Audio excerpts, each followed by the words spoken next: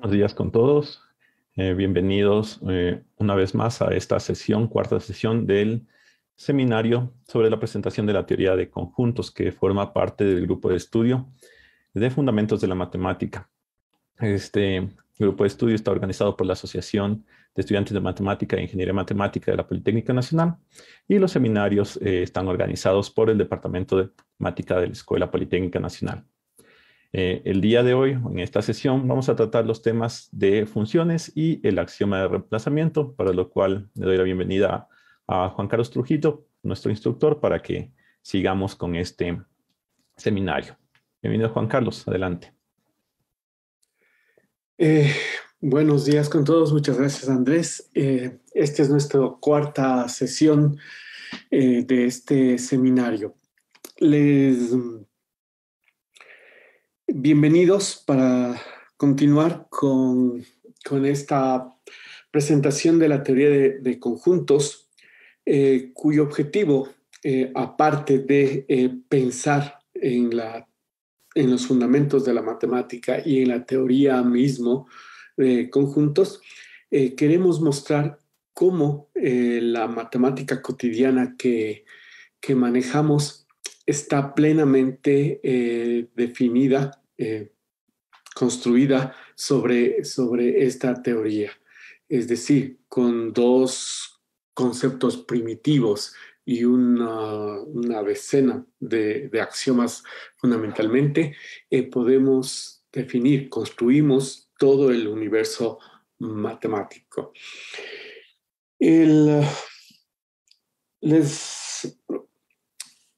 Recordemos el camino transitado hasta ahora. Hemos presentado los conceptos primitivos, ciertas definiciones y los axiomas siguientes. Tenemos el de sustitución, que nos da la posibilidad de sustituir conjuntos iguales. Tenemos el de construcción de clases, con el cual todas las clases que requerimos las obtenemos. Tenemos el axioma del par desordenado, con lo cual hemos probado que las clases unitarias son conjuntos. Tenemos el axioma de subclase. Tenemos también el axioma de la unión. Tenemos el axioma de la potencia. Y finalmente vamos a tener un axioma temporal, que es el axioma de aceptar que la clase vacía es un conjunto con el fin de ilustrar algunas cuestiones. Pero fundamentalmente esto es todo lo que tenemos y lo que ahora vamos a hacer de aquí en adelante es mostrar cómo ya los conceptos, aparte de los muy básicos como la unión de clases, etcétera, tienen las características que tienen. Vamos a tratar los conceptos más potentes, los conceptos que están fundamentalmente en el día a día de la matemática. Uno de esos conceptos es el de función y la sesión de hoy precisamente vamos a tratar sobre ella, sobre este concepto y, o mejor dicho, añadir un nuevo axioma que tiene que ver o que se puede realizar utilizando justamente el concepto de función. Bien, tenemos un segundito.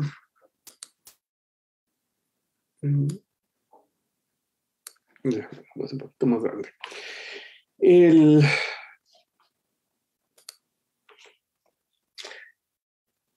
Los libros de texto de colegio o de matemática para ingeniería generalmente formulan de esta manera el concepto de función. Se toman dos conjuntos y se habla de una función de un conjunto en el otro. Los conjuntos A y B, la función del conjunto A en el conjunto B, como una relación entre los elementos de A y B, tal que cada elemento de A se relaciona con uno y solo un elemento de B.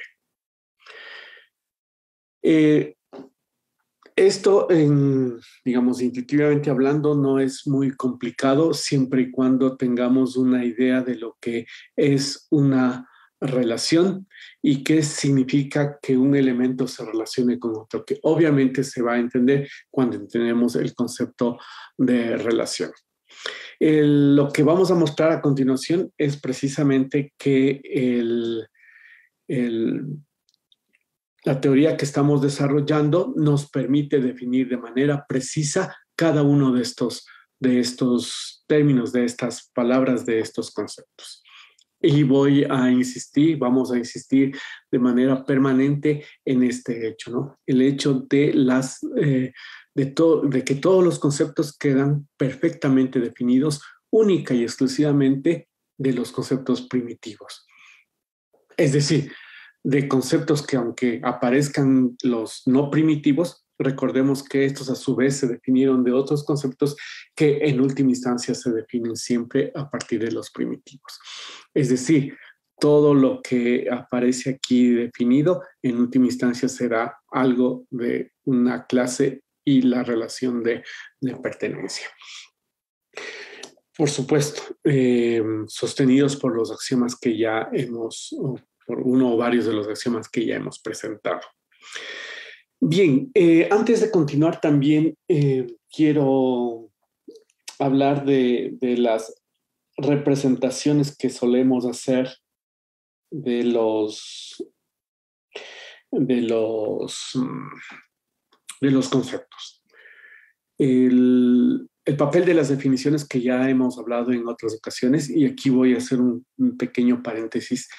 La enseñanza de la matemática en sí mismo debe ser una parte de la matemática. Y como ya hemos mencionado en otras ocasiones, no podemos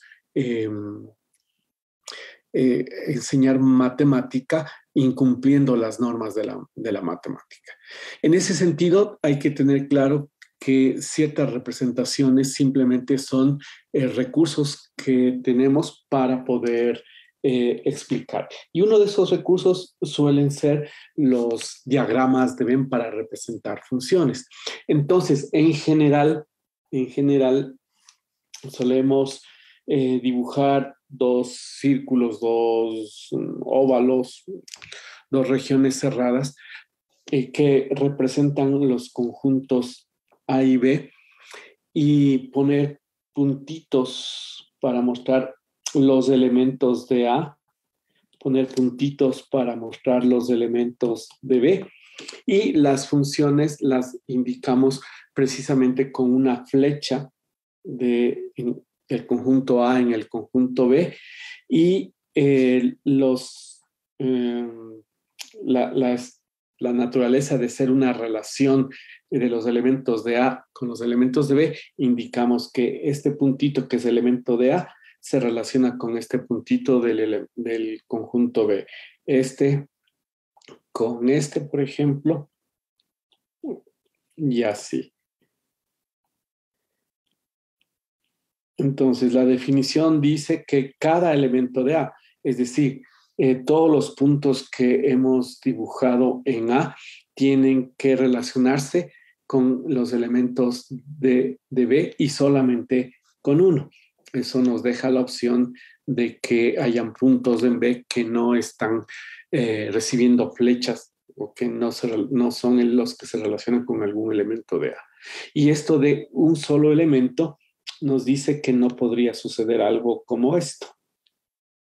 Por eso le dibujo en rojo. Bien. Entonces, esta noción intuitiva y varios de los conceptos que vamos a presentar hoy en día tienen estas nociones intuitivas que pueden ser bastante claras, van a tener su correspondiente definición precisa en términos exclusivos de los conceptos previos que hemos presentado y las propiedades que se deduzcan estarán amparadas o se deducirán a partir de los teoremas que hemos deducido o que se puedan deducir previamente. Bien, entonces, la definición formal solamente por por decir lo opuesto de lo anterior, la definición de función que capta esta idea es la siguiente. Es decir, vamos a ver cómo todos los conceptos que tenemos, voy a insertar un espacio, ya, tenemos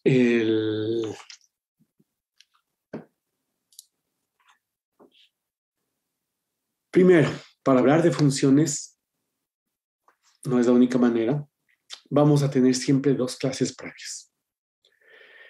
Y siempre vamos a hablar de una función de una clase en otra clase. Es posible hablar del concepto función sin tener dos clases previas. Es posible. En esta parte del seminario no vamos a topar, al menos en esta sesión, no vamos a topar esa otra posibilidad, pero es una posibilidad y una posibilidad importante. Por ahora vamos simplemente a definir función siempre considerando estos elementos. Dos clases, A y B, y una clase es una función de la clase A en este caso y la clase B, si pasa tal cosa. Insisto en esto porque generalmente hablamos la función por aquí, la función por acá, y en los cursos de cálculo decimos la función 1 sobre x, la función raíz de x, etc. Bien, aunque haciendo abusos de notación o haciendo abusos de no ser muy precisos, esas maneras de formular, sobre todo cuando se está aprendiendo, son causas importantes del no aprendizaje precisamente. Por otro lado, la definición de función exige justamente, vamos a ver a continuación, la precisión de estas dos clases. Entonces, una clase F es una función de la clase A en la clase B si la conjunción de estas tres proposiciones son verdaderas. Es decir, las proposiciones F debe ser una subclase del producto cartesiano de A y B. Esta es la manera precisa de decir que F es una relación de los elementos de A y B, o entre los elementos de A y B, o los elementos de A se relacionan con los de B. El hecho de que F sea una subclase del producto cartesiano de A y B. Es decir, F es una clase cuyos elementos son pares ordenados, cuyo primer componente es un elemento de A y cuyo segundo componente es un elemento de B. Entonces, siempre, en este caso, por ser F una subclase del producto cartesiano, sus elementos son pares ordenados, donde este pertenece a y este pertenece a B. Y esta es nuestra idea de decir que Y es un elemento de B que le pertenece en esta relación a X elemento de A. Entonces, F sub 0 expresa el hecho de que F sea una relación entre los elementos de A y B. F sub 1 nos dice que para todo elemento de A hay un elemento en B tal que el par ordenado de X y de Y pertenece a B. Y hemos dicho que si el par ordenado de X y Y pertenece a F, lo que estamos diciendo es que X se relaciona con Y, o Y es el elemento de B que se relaciona con X. Bien, entonces F1 capta justamente este hecho de que cada elemento se relaciona con uno o con un elemento de B. Y esta es nuestra manera de decir que ese elemento es único, o que cada elemento de A se relaciona con uno solo. Si Y fuera un elemento, si Y se relaciona con X y Z también con X, no nos queda otra opción que Y sea igual a X. Es decir, si el par ordenado de X de Y y el par ordenado de XZ pertenecen a F, entonces Y es igual a Z. Notemos cómo esta definición utiliza únicamente los conceptos previamente definidos. Producto cartesiano, subclase, relación pertenencia, definición de par ordenado, definición de igualdad, pertenencia, etc. No podemos omitir la palabra, estas palabras. Es decir, podemos nunca mencionar de que F es una función de A en B si F es una relación entre los elementos de A y B, que a cada elemento de A, bla, bla, bla, bla. No necesitamos usar esas palabras, aunque las vamos a utilizar porque nos permiten, como un recurso, en este caso lingüístico, entender y acceder al concepto. Sin embargo, hacemos énfasis en este hecho. Una función es una clase es una función de A en B si es verdadera la conjunción de estas tres proposiciones, ¿no? Vamos a usar la notación, es decir, cuando las tres proposiciones sean verdaderas, es decir, cuando la conjunción de las tres sea verdadera, cuando esta proposición sea verdadera, vamos a usar la notación, es decir, este signo representa o es una manera de decir que esta conjunción es verdadera. Es decir, decimos que este signo representa una proposición verdadera si estas tres proposiciones son verdaderas. Es decir, y obviamente vamos a leer, F es una función de A en B.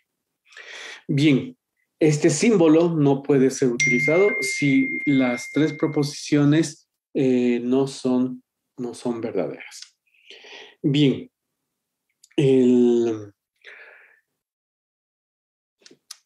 insistiremos todas las veces que hagamos, al menos en esta primera parte del seminario, en la necesidad de la precisión tanto de las definiciones como de los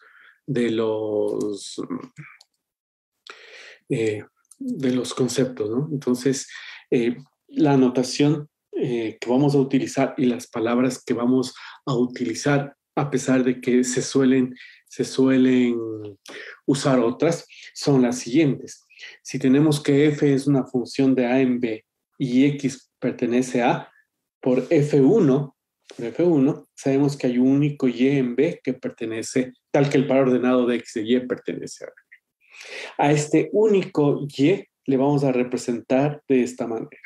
Podemos hacerlo eso por la unicidad de Y precisamente. No hay lugar a confusión. Este símbolo no nos puede dar a entender nada distinto. A este símbolo que familiarmente solemos decir F de X, por ahora, por algunas sesiones, vamos a ser bastante estrictos y le vamos a nombrar de esta forma, ¿no? La imagen de X respecto de F. Tendremos tiempo más adelante para discutir las implicaciones pedagógicas, aunque no es el objetivo de este curso. Creo que es importante discutir porque generalmente solemos dar clases particulares o explicar o enseñar, y el hecho de, sobre todo en las funciones, la no comprensión de este concepto y la confusión de notación y de palabras suele ser precisamente la mayor fuente de no aprendizaje. Bien, a partir de ahora voy a dejar de hablar de la parte educativa para poder avanzar en la teoría. Entonces decía, este símbolo que se lee en la imagen de X respecto de F es el único elemento de B, tal que el par ordenado de X de Y pertenece a F. Es decir, esta equivalencia es válida, ¿no? Y es la imagen de X respecto de F si, solo si el par ordenado de X de Y pertenece a F. Si bien la definición de función nos dice que una función es un grafo y sus elementos son pares ordenados, no es esta la mejor manera ni la manera usual con que vamos a trabajar con las funciones. No es una manera muy productiva. Una manera, digamos, en la que generalmente manipularemos los objetos de las funciones son a través de este tipo de expresiones. Pero por supuesto, teniendo siempre en mente lo que significa. Bien,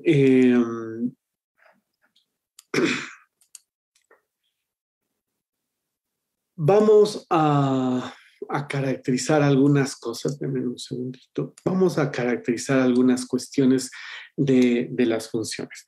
No vamos a hacer un trabajo muy exhaustivo en la sesión de hoy sobre las funciones, porque por un lado, nuestro objetivo es completar los axiomas de la teoría e ir mostrando la potencialidad de este concepto. Vamos a ver cómo de aquí en adelante casi ningún concepto va a escaparse de ser o estar relacionado con una función, con el concepto de función.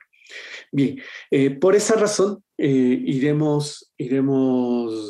decir, al ir trabajando permanentemente, iremos ampliando y profundizando y comprendiendo cada vez más este concepto.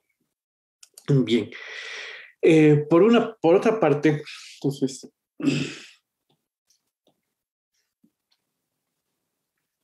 vamos a hacer... Por otra parte, tenemos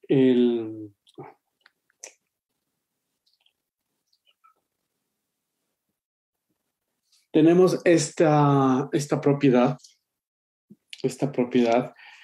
que se suele usar frecuentemente y que no es más que la F2, y por esa razón la hemos llamado F2 super 0.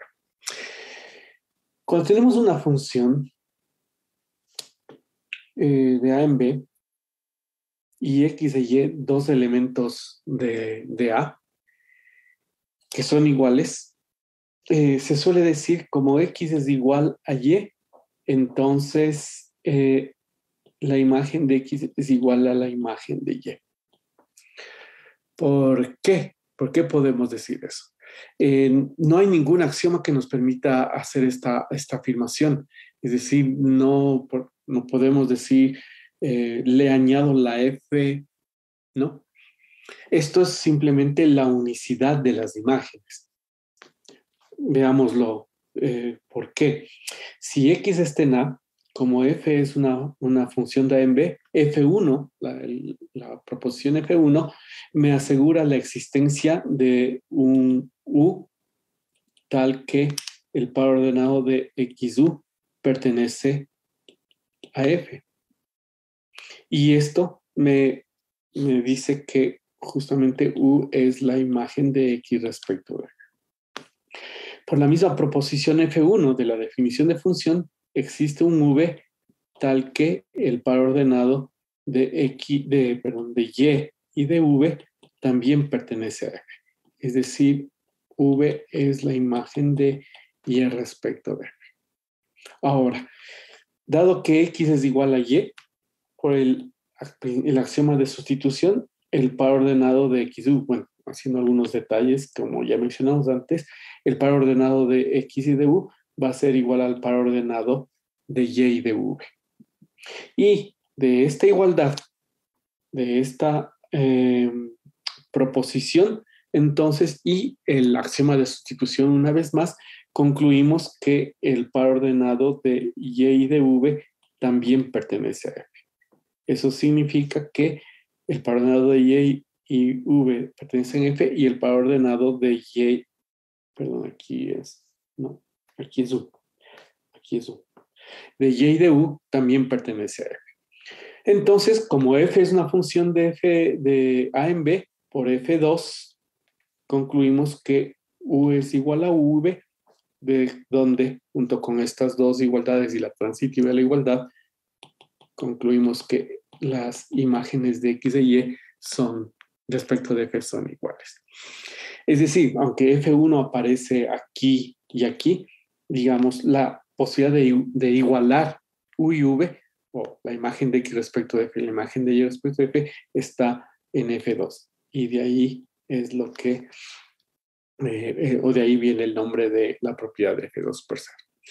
Y es así que tenemos teoremas, o mejor dicho, justificamos cuestiones como cuando decimos si X es igual a Y, entonces el cuadrado de X es igual al cuadrado de Y. Si X es igual a Y y digamos que son positivos, entonces el logaritmo de x es igual al logaritmo de y, ¿no?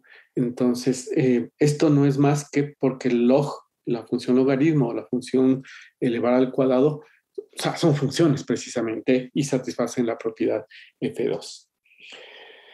Bien, ya hemos hablado de esto y seguiremos mirando más adelante muchas otras situaciones. Hay conceptos que se pueden definir de diferentes maneras, de maneras equivalentes. La forma que hemos presentado el concepto de función es probablemente la que más se asemeja a la idea intuitiva que tenemos de una función de una clase en otra clase. Sin embargo, es posible o sería posible definirlo de una manera alternativa. Lo que vamos a hacer es mostrar que la definición que tenemos es equivalente, no vamos a hacer los detalles, pero que es equivalente a esta otra. Cuando tenemos teoremas de esta naturaleza, solemos llamarles teoremas de caracterización de un concepto, en este caso, teoremas de caracterización del concepto de función. Vamos a hacer un poquito más despacio. Ya. Bien. Es equivalente o son equivalentes las proposiciones f0, f1 y f2 a estas. Si f es una función de a en b y f es un grafo, entonces es equivalente, por decir que f es una función de a en b, es equivalente a decir que el dominio de este grafo f es a, que el recorrido de este grafo es subclase de b y que f2 se verifica. De esta manera, tenemos una herramienta adicional para probar que un cierto grafo, que una cierta clase es una función. Podemos probar directamente utilizando o probando las proposiciones f0, f1 y f2 o probando estas tres proposiciones. Bueno, f2 comparten las dos posibilidades de caracterizar una función. Veamos rápidamente una parte de por qué este teorema es verdadero. Es bastante sencillo. Mirar, por ejemplo, si f es una función de a en b, entonces el dominio de f es a. Es muy sencillo. Si x está en el dominio de f, entonces ya sabemos que existe un y tal que el par ordenado de x y y pertenece a f. Esto simplemente porque por la definición de dominio. Puesto que f es una función de a en b, f0 me dice que f es subclase del producto cartesiano de AB. Por tanto, de la definición de subclase, el par ordenado de x y y pertenece al producto cartesiano de AB y por la definición de par ordenado de producto cartesiano, x pertenece a A. Y eso nos prueba que el dominio de f es subclase de A. Bien, si x en cambio pertenece a A, por f1 hay un y tal que xy pertenece a f, ¿no? Y ya, esto simplemente dice que x está en el dominio de f y eso prueba la otra inclusión. Bien, de manera similar se prueba que el recorrido de f es subclase de f. Bien, esto por ahora simplemente es una herramienta para nosotros, como una alternativa para probar que una clase es una función. Bien, sigamos viendo las cuestiones que nos interesan. Denme un segundito. Vamos acá. Ya. Bien.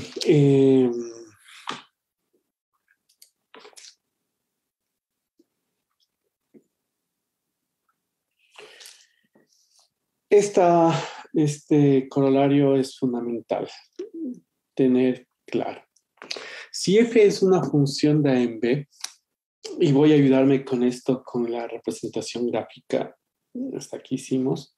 Aquí tenemos a, b. Aquí tenemos f. lo que estamos viendo es, miren, podemos hablar del dominio y el recorrido de f porque f es un grafo. Lo que nos dice el teorema de caracterización es que el dominio de este grafo es toda la clase A y que el recorrido de este grafo, en este caso de la función, es una subclase de B. Es decir, podrían haber elementos de B que no están en el recorrido de B.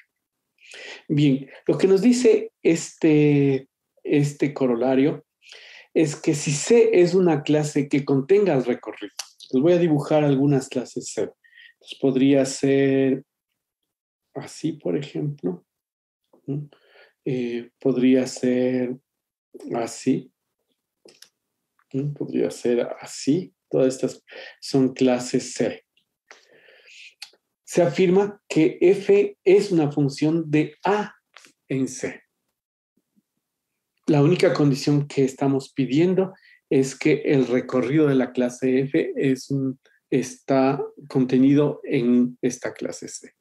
Y obviamente el teorema de caracterización nos dice eso porque por ser f una función de A en B, ya sabemos que el dominio de f es A, ya se tiene f2 y esta hipótesis nos viene dada y el teorema de caracterización nos dice que si esto ocurre, f es justamente una función de S.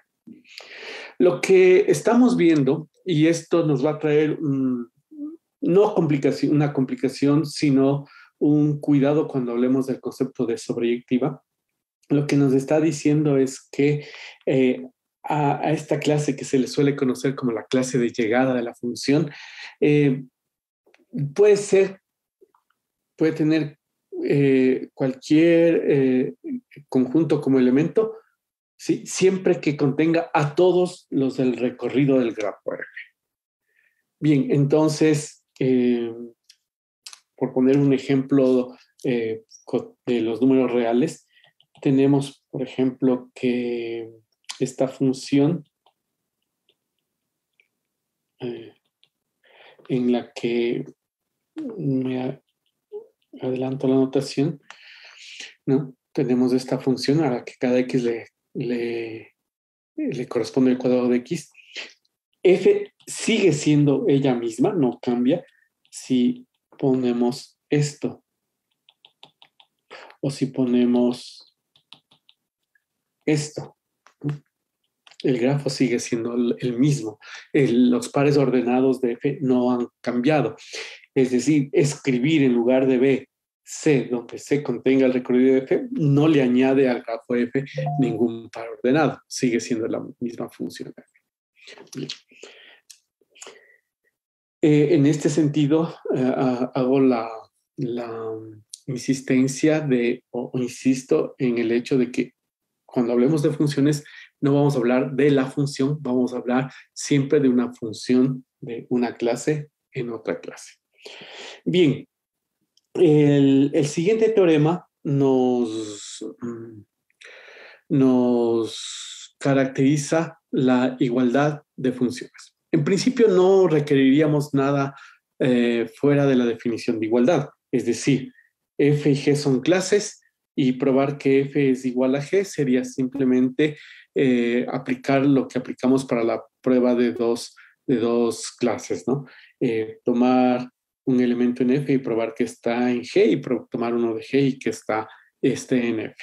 Sin embargo, en el caso de las funciones tenemos una manera mucho más simple de hacer eso, ¿no? Cuando f y g son funciones que tienen el mismo conjunto de salida, el mismo dominio, el mismo A, y B podrían ser diferentes incluso siempre y cuando contengan al recorrido del grafo F, son iguales simplemente si comparamos y son iguales las imágenes de todo elemento de A respecto de F y de G, ¿no? Entonces, F es igual a G si cualquiera que sea el elemento de A, del dominio de F o el dominio de G, las imágenes respecto de F y G son iguales. Esta es la manera más común o casi siempre la manera de probar que dos funciones son iguales. A continuación, veamos, no haremos los detalles aquí, son todos fáciles de realizar. Y como hemos dicho también en otras ocasiones, la única manera de aprender matemáticas es haciéndola. Así es que les invitamos a que ustedes, como una manera de ir asimilando este seminario y todo lo que se ha dicho previamente, hagan estas demostraciones de estos corolarios, de estos teoremas, o lo intenten por sí mismos. Casi en cualquier libro de fundamentos de matemática van a encontrar estas formulaciones o demostraciones similares. Entonces, digamos, no son difíciles de conocer. Lo difícil sería aprender a hacerlo. Bien, veamos algunos ejemplos veamos algunos ejemplos de funciones, sobre todo de cómo las definimos y cómo, una discusión breve de cómo se deben probar que son funciones, las respectivas clases. Bien. Un segundito. Ya.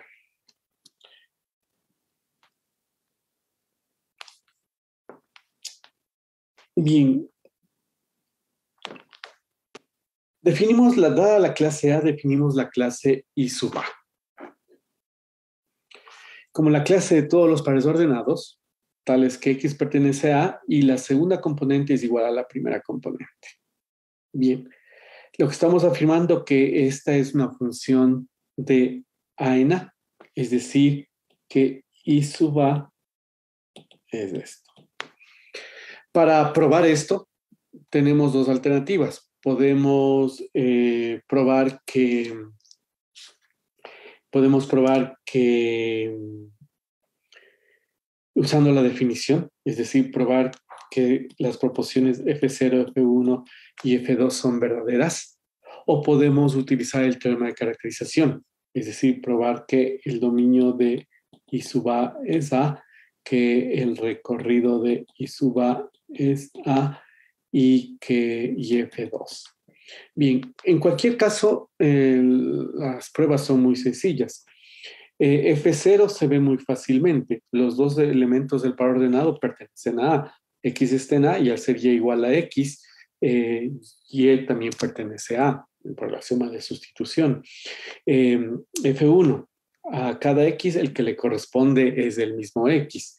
Y F2, si X de Y pertenece a I sub A y XZ pertenece a I sub A, entonces por definición de I sub A, Y es igual a X, Z es igual a X y por tanto Y es igual a Z. En general, en una gran variedad de funciones, es mucho más fácil probar, o sea, nos demoramos más enunciando la demostración que lo que nos tardamos en pensarla, en obtenerla. Bien, otra función, otro ejemplo sencillo es la función constante. Bueno, a esta se le llama función identidad por el hecho de que a cada X, digamos, el que le corresponde es el propio X, ¿no? Obviamente del hecho de que X de Y esté en I sub A, obtenemos que Y es X. Entonces, de aquí obtenemos esto, ¿no? La imagen si Y es la imagen de X respecto de I sub A, como Y es igual a X, la imagen de cualquier elemento de A respecto de I sub A es el mismo, ¿no? En ese sentido, se suele ampliar la notación de función y se suele escribir de esta manera. La función I sub A o la clase I sub A la clase I sub A es una función de n tal que a cada X le corresponde X. Esta es una manera bastante común de presentar a las funciones. Notación, signo que se utiliza única y exclusivamente si ya hemos probado que la clase I sub A, que se definió de esta manera, es una función. Es decir, no puedo escribir esto y mucho menos esto si no hemos verificado, si no hemos deducido que o estas tres proposiciones o estas tres proposiciones son verdaderas. Bien, de manera similar se define la función constante. En este caso, lo que decimos es que todos los pares ordenados son del tipo XB, ¿no? Es decir, la primera componente es un elemento de A y la segunda componente siempre es B. Es muy sencillo probar que es una función y podríamos escribir así la función de A en B, tal que a cada X le corresponde siempre el elemento B de B. Tenemos otras funciones que irán apareciendo con frecuencia, como la función restricción. No me voy a detener en este momento. Una función restricción que no es la misma f, ¿sí? Dada una función f, me voy a valer del diagrama. Tengo A, tengo B, tengo F y C una subclase. Entonces, este es F. Entonces, consideramos solamente los pares ordenados cuya primera componente son elementos de C. Entonces, obviamente, esta, a la que le llamamos la restricción de F a C y le representamos de este modo, es en general una subclase de F. Y lo que caracteriza es que la imagen de cualquier elemento, siempre que esté en C, es la misma imagen de X respecto de F. En general, estas dos funciones son distintas, salvo el caso en que A y C sean iguales. Bien. Entonces, también hay que probar que esta clase es la función de C en B, lo cual se hace de una manera muy sencilla. Bien, tenemos otra, la función inclusión, la inclusión de B en A, una función que en realidad se puede ver o definir como la restricción de la identidad A-B, ¿no? El concepto de función extensión, bastante común en matemática. Muchos problemas de matemática consisten en encontrar extensiones de funciones que mantengan propiedades que tienen la función original. Es muy sencillo definir esto. Dada la función f de a en b, y c, una clase que contenga a, si tenemos aquí nuevamente a, b, f, entonces c sería una clase de este tipo. Una extensión de f a c es cualquier función g de c en b cuya restricción sea precisamente f. Bien, aquí me quiero detener un poquito porque no tenemos ningún axioma que nos diga que la clase vacía es un conjunto. El axioma que nos va a permitir establecer esto como un teorema es el axioma de infinitud que vendrá más adelante, pero para este ejemplo vamos a asumir que tenemos como teorema, al menos provisional, que la clase vacía es un conjunto. Si la clase vacía es un conjunto, entonces el unitario de este conjunto es un conjunto. Y vamos a definir, y veremos que no es, que no es al azar esto, el cero como la clase vacía, el conjunto 1 como la clase cuyo unitario es el 0 y la clase 2 o el conjunto 2 cuyos dos elementos son el 0 y el 1, el par desordenado de 0 y 1. Para este ejemplo podríamos haber utilizado dos clases, una con un elemento y otra con dos elementos, pero notarán, ya lo hablamos anteriormente, no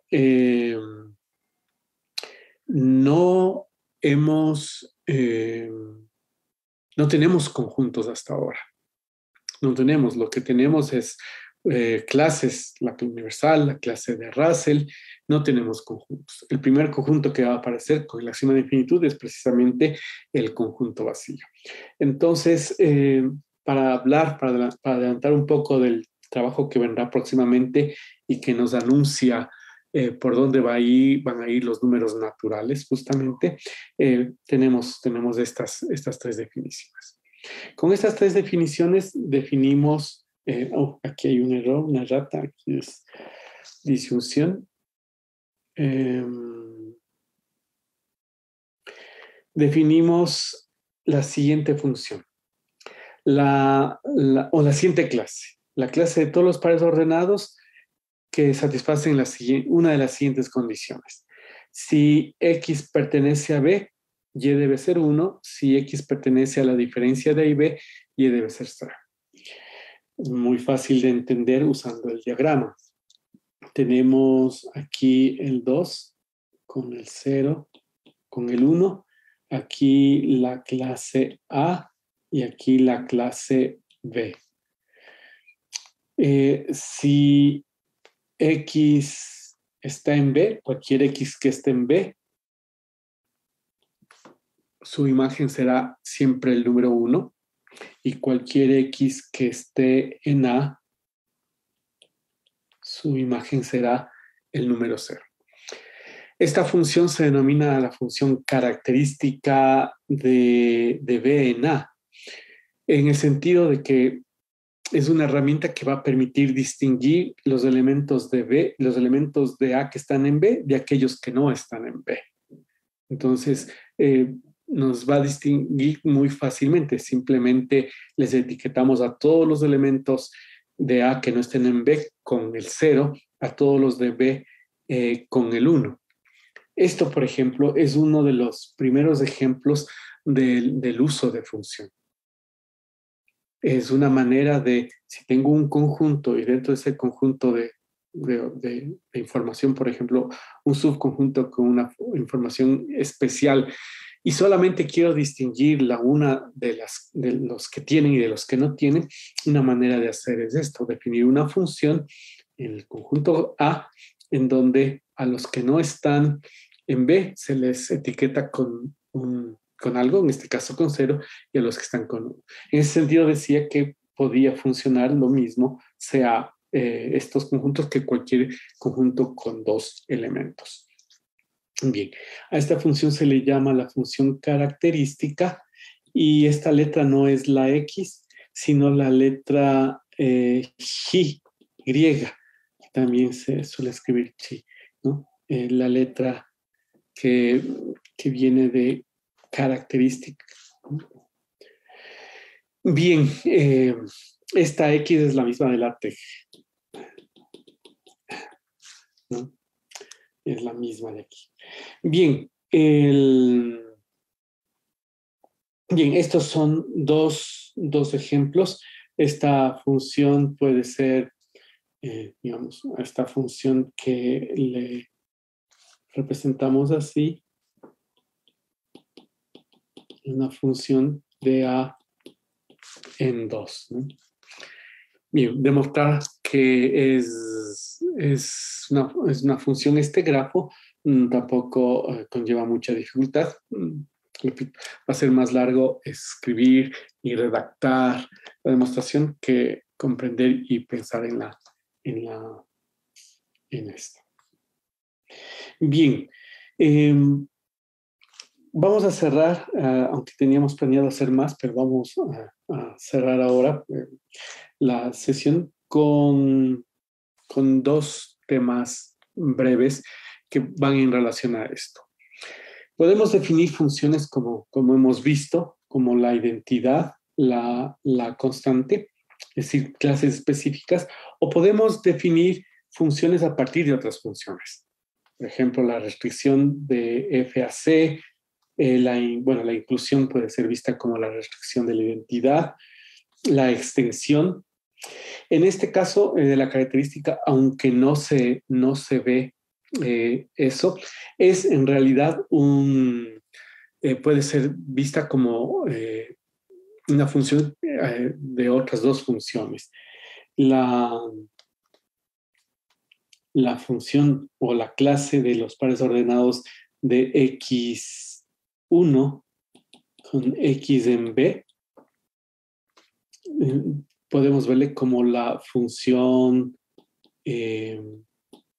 constante 1.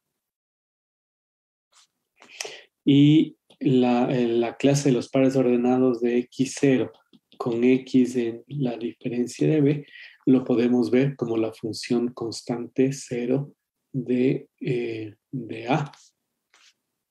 Aquí sería, perdón, de b, y aquí a menos b. Y lo que podemos ver es que esta no es más que la unión de estas dos.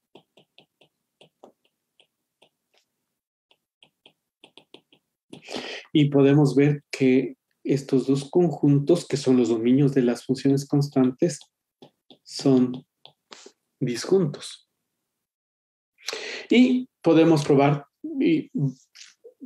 o ver que esto es un caso particular de un teorema más general, que si f es una función de a en b y g es una función de c en b, tal que la intersección de A y C sea el conjunto vacío, o sea, la clase vacía, entonces la unión de f y g es una función de la unión de A y C en B. Este es un caso, es el caso general de este caso, ¿no? De este caso particular. Bien, también tenemos o tenemos lo mismo, por ejemplo, para la composición. Recordemos que si f y g son grafos, la composición de g y f es un grafo. La pregunta es, si f y g son unas funciones de unas ciertas clases en otras, ¿la composición de esos dos grafos serán funciones? Entonces, el caso más sencillo es que si f es una función de a en b y g es una función de b en c, entonces el grafo composición, la composición de g y f, también es una función de b en c. Esto se puede visualizar haciendo nuestra representación con diagramas de Venn, así. ¿No? Tenemos que f es una función de a en b y que g es una función de a en c. Entonces, un elemento de a tiene su respectiva imagen, su única imagen en b, a la que escribimos y representamos con este signo. Y este elemento de b, ya que g es una función de b en c, tiene su respectiva imagen en c. Entonces, la composición lo que hace es saltarnos este bypass. ¿Y por qué? Porque precisamente este par ordenado está en F y este par ordenado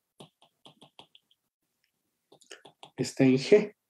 Y esto, por definición de composición, significa que el par ordenado, aunque parezca petición de principio, está en la...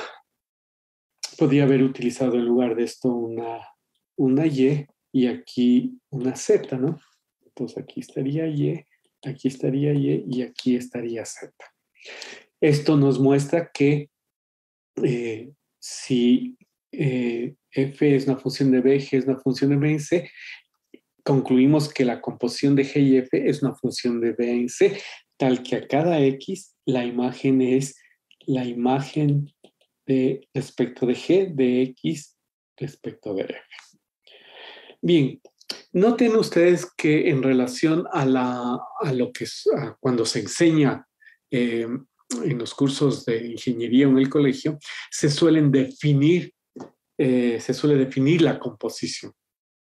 Aquí no necesitamos hacer eso, porque al ser f y g funciones, son grafos y tenemos ya un concepto de grafo. Aquí la pregunta es, si dadas dos funciones, el grafo composición de estas dos funciones sigue o es o no una función. No voy a desarrollar este momento y con esto voy a terminar. Ocurre algo similar con el grafo inverso. Tenemos una función de A en B e independientemente de esto, f, el grafo inverso de f existe. Es la clase de los pares ordenados donde la primera componente es la segunda componente o el par ordenado del grafo inverso de f que pertenece al grafo inverso tiene un par ordenado en f donde la segunda componente es la primera y la primera es la segunda, por decirlo brevemente. Ahí la pregunta va a ser del mismo estilo. Si f es una función de a en b, ¿cuándo el grafo inverso de f podría ser, por ejemplo, una función de b en a? Y así. En ese sentido, nos preguntamos cuáles son las condiciones que debe tener f, o podríamos preguntarnos de a, de b, para poder respondernos esta pregunta. En el caso de la composición hemos hecho lo propio. Aquí pusimos esta condición, la intersección de A y C debe ser vacía. Y ahí nos podemos hacer una nueva pregunta. Y esas son las preguntas de matemática, las preguntas de los fundamentos. Si omitimos esta restricción, ¿podríamos seguir concluyendo que la unión de f y g es una función de este estilo? ¿O podríamos debilitar esta hipótesis? Es decir, aunque no fuera así, ¿habría alguna otra condición que nos permita concluir lo mismo? Lo mismo aquí. Aquí parece muy restrictivo. F y G comparten el conjunto de llegada y el dominio. ¿Podríamos tener alguna restricción mayor? Es decir, si yo tengo f, una función de A en B, y g, una función de C en D, ¿qué condición me va a permitir o me permitiría decir que la composición de G y F es una función de A en D? ¿O siempre es? Etcétera. Bien, eso es lo que vamos a completar la siguiente sesión sobre las funciones. Habíamos pretendido hacerlo en una sola sesión, la presentación de las funciones, y quizás hasta menos, pero realmente es un concepto fundamental. Nos encontramos por todo lado en el ejercicio de la docencia o en las primeras investigaciones que realizan los estudiantes con dificultades provenientes de la mala comprensión o de una comprensión inadecuada, mínima del concepto de función. Entonces, es importante prestarle mucha atención para que de una vez por todas se lo aprenda. Por supuesto, y como pasa en todo aprendizaje, en particular en la matemática, el uso de este concepto nos irá dando de manera permanente un dominio, ¿no? Andrés, no sé si tenemos preguntas para hoy. Gracias, Juan Carlos. Muy buena la charla. Bueno, tenemos una pregunta de Edwin que nos dice si estamos utilizando algún libro.